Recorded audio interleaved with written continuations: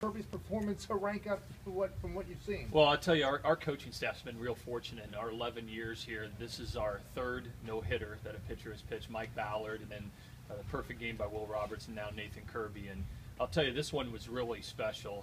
It's always great when you do it at home, but to be able to do it on the road, to pitch a no-hitter in somebody else's ballpark is really amazing. And I tell you, I knew in the first 3 innings that Nathan Kirby was really on in that ball game. Had no idea that a no-hitter could be potentially happening, but you know, he's done a great job all year.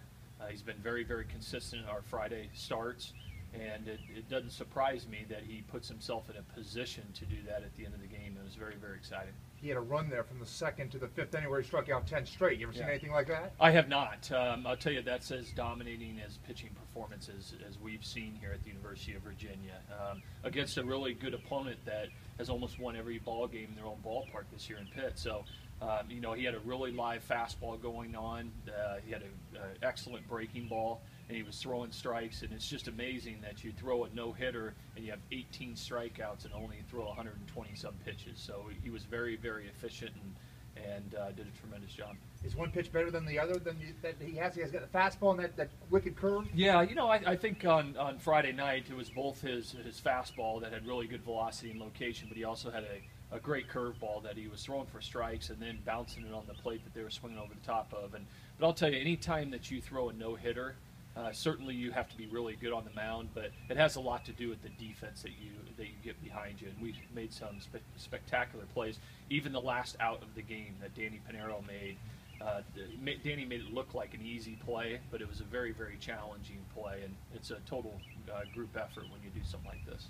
18 strikeouts and no-hitters, kind of an extreme example, but just on the whole, where is Kirby as a pitcher compared to where he was last year?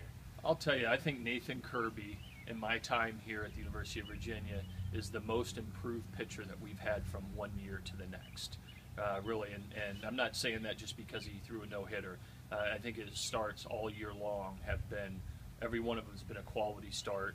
He's given us a chance to win. You can look at his statistics and see he's got dominating type of stuff, and he's backed it up every time out. And, you know, it's just a great, 12-month turnaround from last year to this year. And certainly we knew coming in, being the Virginia State Player of the Year, that he had talent.